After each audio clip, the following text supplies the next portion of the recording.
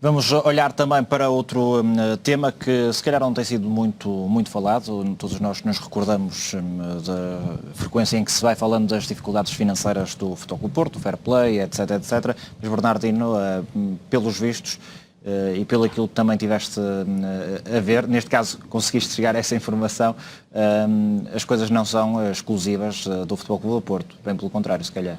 Não, eu chamei-lhe a crise desportiva e financeira na luz, precisamente porque crise desportiva é bem evidente.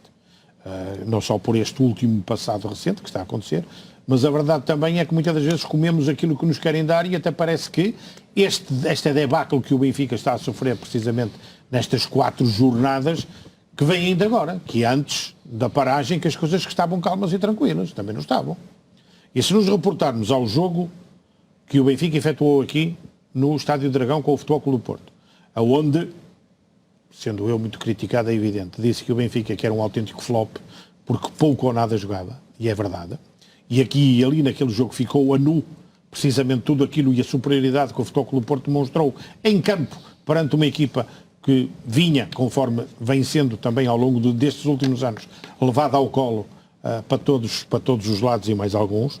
A verdade é esta, e vamos ver que antes do confinamento houve 8 jogos. Logo a seguir estou a reportar-me como baliza o jogo precisamente aqui com o Dragão. E a partir daí, esse jogo incluído, houve 8 jogos antes da paragem, que aconteceu precisamente com o Vitória de Setúbal. Foi a última jornada, depois a partir daí parou o campeonato. Até aí, em 8 jogos, o Benfica tinha conseguido uma vitória, 4 empates e 3 derrotas, com o total de 10 golos marcados e 12 sofridos, antes do confinamento. A seguir, que são os tais 4 jogos que neste momento já se realizaram, tem uma vitória, 2 empates e uma derrota, num total de 7-7 em golos. Ou seja, isto aqui estão os 12 jogos, os tais 12 jogos que tanto se fala, que o Benfica não ganha 5 seguidos, ou empata 5 seguidos no Estádio da Luz. Portanto, isto contam também aqui os jogos da Liga dos Campeões. Agora, a verdade é que antes disso também, e lá está, fazendo as contas para o campeonato, é verdade que 5 jogos seguidos na Luz sem vencer, dizem eles, mas o número 5 também está patente. 5 pontos em 12 possíveis. Nos 4 jogos, agora, depois do reatamento. 5 em 12 possíveis. Nos 6 jogos anteriores, fez 5 pontos em 18 possíveis. O Benfica já estava em crise nessa altura. Já estava mal. Já jogava mal. Já não conseguia vencer jogos. E não conseguia, inclusivamente, aproveitar todos aqueles apoios que lhe eram dados extra-futebol que pelo menos o alcantarassem a vencer as partidas. E quando assim é, as coisas acontecem. Agora, razões para isto. Podes falar, se calhar, nos ralhetes do Presidente, mas isso só aconteceu agora, há pouco tempo, precisamente, que foi no tal jogo que depois levou à pedrada com que eles levaram no autocarro. Seria também aqueles que não entendem a mensagem do treinador, dificuldades em blindar o balneário, pelo menos há uma pessoa ou uma figura, que ainda hoje vimos precisamente no jornal, Álvaro Magalhães, e creio que temos aí precisamente esse Sim, há pouco já vimos, vamos ver novamente. Exatamente, onde ele diz precisamente que é um balneário aberto ao exterior, que não sabe como é que aquilo que lá se passou nessa mesma reunião passou cá para fora para que toda a gente pudesse saber. Ou seja, o balneário não está blindado. Essa é uma das questões neste momento. E depois, passamos da crise desportiva, se quiseres, para a crise financeira, que não é de todo também separável, seja daquilo que for. E tem uma crise financeira. É evidente que nós tentamos sempre dourar a pílula e vender aquilo que melhor o nosso produto, conforme melhor pudermos embrulhar, mas às vezes o embrulho é todo muito bonito e quando vamos a abrir por dentro, está podre a mercadoria. Como dizem os espanhóis, a mercancia está podre. E pronto, e nós não temos mais nada a fazer. E o Benfica, esta época, que é isso que toda a gente pergunta, teve um encaixe financeiro, esta época, teve um encaixe financeiro de 200 milhões de euros com a venda de jogadores, só 120 foram com o João Félix, e a questão é, não sou eu que pergunto, só a oposição do Benfica, onde é que para o dinheiro? Serviu para amortizar passivo? E os 164 milhões de euros da nós, que já foram antecipados desse mesmo contrato, também serviram para quê? Para amortizar o passivo também? E a OPA, que não chegou a sair porque alguém deu com a língua nos dentes e reparou que aquilo que era mais para para os frangos de churrasco do que para outra coisa. E a compra de um jogador, através disso também a compra de um jogador de 20 milhões, incluído ou não na venda do João Félix, mas não interessa, custou 20 milhões, Raul de Tomás, que veio ganhar valores e que pouco aproveitamento desportivo teve. Ninguém contesta isso, nem ninguém fala sobre isso. E durou, de facto, muitos poucos meses no plantel, que depois foi recambiado novamente para a Espanha. A verdade é que esta falácia da saúde financeira vem sendo desmontada dia a dia. E isto, se virmos também, olha, tem aí, esta é uma delas, mas falta dinheiro para pagar já um dos reforços da próxima época, que é o Pedrinho. O clube brasileiro está à espera do dinheiro, mas a verdade é que ele não aparece. Aí está. Sim. Dizem que Benfica adiou o pagamento de Pedrinho. E as explicações que são dadas, ou é por causa do Covid, ou é porque as dificuldades financeiras são grandes. Esta é uma delas. Depois, o desinvestimento que está feito nas modalidades amadoras.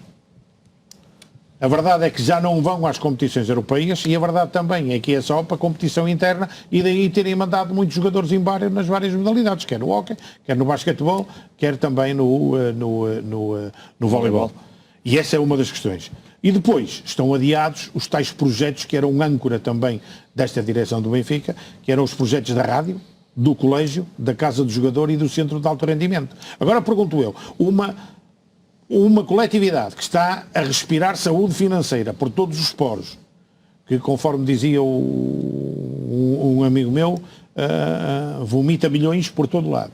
Mas a verdade é que depois vamos a ver e aquilo que nos aparece é nada. E depois ainda há outra coisa, ainda dizem, e é verdade, porque essa é a grande realidade, que conforme aí vimos também, Benfica assume dependência da Liga dos Campeões. E porquê? Porque é normal que isso aconteça. Toda a gente sabe que não é o ser campeão nacional que dá prestígio, obviamente, aqui, mas o ser campeão nacional leva-nos à Liga dos Campeões.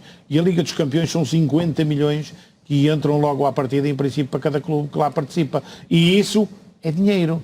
E salva muito, ou pelo menos ajuda muito, ao planeamento de uma época. A verdade é que isso não acontece. E o que é que nós temos a ver neste momento? Uma grande crise interna, já falaste aí há pouco, amanhã vamos ter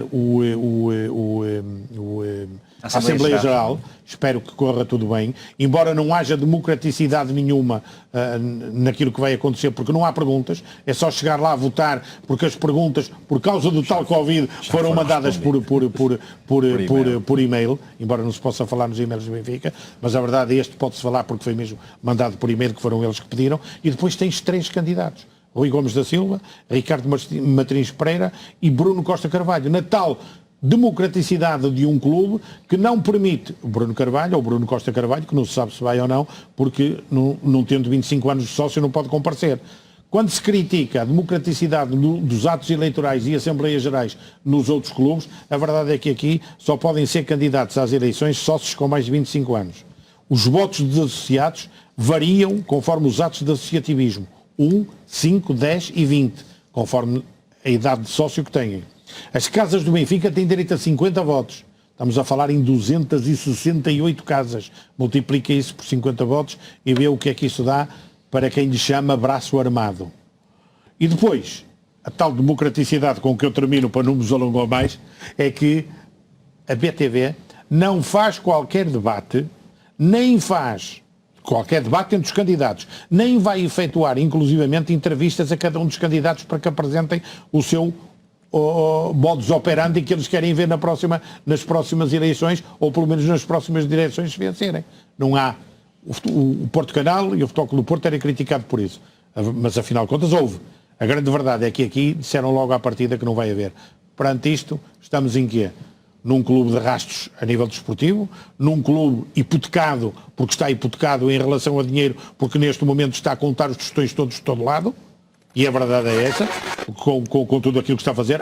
Esqueci-me que fez agora mais um empréstimo, exatamente, obrigacionista. Portanto, mais isso. Portanto, e depois tem este problema também da falta de democracia num clube onde as leis são ditadas conforme aquilo que lhes apetece, para que os atos eleitorais decorram da maneira que quiserem e que as Assembleias Gerais também sejam sem grande contestação. É bom para os sócios, não há nenhum que vá ter problemas de depois ter que usar um colarinho no pescoço. Bernardino, já não temos muito tempo. Fábio, muito rapidamente, 2 frases para comentar isto. Não, a verdade é essa, e tu começaste por dizer que todos os clubes, e o Futebol Clube do Porto não esconde essa realidade, todos os clubes têm problemas financeiros. Agora, há clubes que andam a apregoar uma realidade diferente e quando confrontados com a verdadeira realidade, é aqui, e nestes exemplos que o Bernardino foi dando, nomeadamente na contratação do Pedrinho, e o Corinthians precisa do dinheiro como de pão para a boca, a verdade é que não há dinheiro para pagar esta gente e agora descobre-se a verdade. E de facto é bom que estas situações venham ao de cima para se perceber exatamente aquilo que é o futebol português. Do nosso lado, transparência, o que não significa que estejamos contentes até com esta pandemia, com aquilo que isso implica para os clubes e para o Futebol Clube do Porto em particular, mas há transparência do outro lado. Havia um conto de fadas que agora começou a ser descoberto, que afinal não havia fadas, nem havia princesas nem príncipes. Há só um rei, conforme o Bernardino já disse, e o rei manda.